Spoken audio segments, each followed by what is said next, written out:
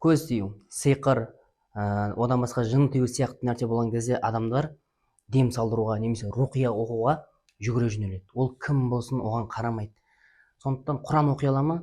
Болды, дұрыс деп ойлайды. Бірақ бұл қате. Өйткені Құран оқығанның бәрі дем сала бермейді. Бұл кезде мен сізге айтайын, біраз нәрсені, шарттарды қараңыз. Ол адам дем салу үшін, руқия оқу үшін қараңыз, ол адам ғибадаты көп, зікірі көп, зікір салатын адам болу керек. Енді оның мүмкін сіз ғибадаттарын көрмесіз, мүмкін түн болады, күн болады деп айтатын шығар. Бірақ ол адамның тақуа екенін, салих екенін сіз сәл білетін, көретін, сондай адам, бірінші сондай адам болу керек. Одан кейін ол адамнан оның кішіпейілділігін, және көбінесе дағуатшы дейміз, яғни адамдарды көбінесе жақсылыққа шақырып, жамандықтан қайтарып жүретін адам болу керек. Және не? Кішіпейіл адам болу керек. Бұны бізге ұстаз руқия оқитын адамға осы нәрселер міндет дейтін. Өйткені ол не? Дем салатын адам болғандықтан. Үшіншіден, ең маңызды нәрсе Құран оқи алуы. Әсіресе ол жай ғана Құран оқи алатын емес.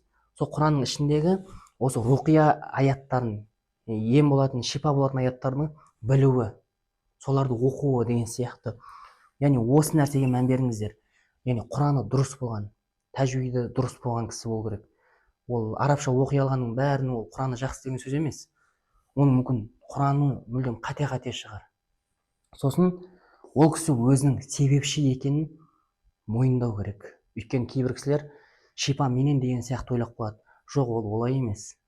Алла тағала кім арқылы шипа береді? Ол өзінің еркінде. Сондықтан ол кісі өзінің осы шипа болатына себепші екендігін мойындап, соны айту керек. Сондықтан одан кейін дем салған кезде, анау дем салатын адамды да қарау керек. Алдына келді оқи беру, ол руқия оқитын адамға жараспайды. Руқия оқитын адам, бірінші ол оқитын адам мұсылман ба? Соны қарау керек. Екіншіден, ол осы шипа аяттарын оқыған кезде оған шипа бола ма, соған сене ма? Соны білу керек. Өйткені ол Құранға шипа екеніне сенбейтін болса, оған Құран қалай шипа бермекші? Ол былайша мойындамай тұр ғой. Сондықтан ана адам келген кезде бірінші онымен сөйлесу керек.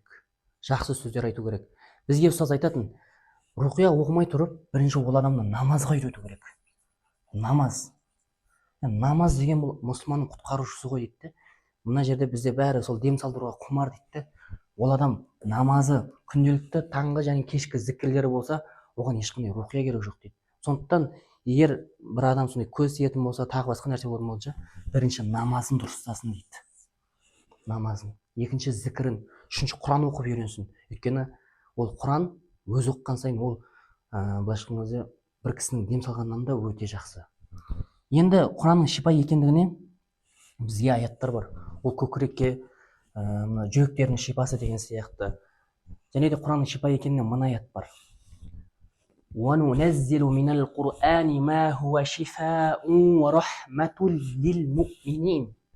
Не дейді?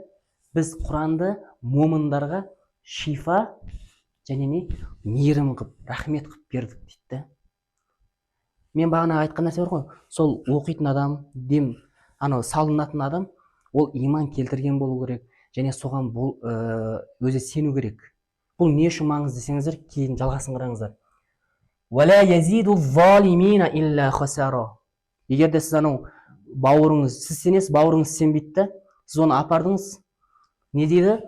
Ал егер ол залым болатын болса, яғни залым деген бұл жерде ол исламға, иманға сенбейтін адам болса, онда бұл Құран оған зиян береді.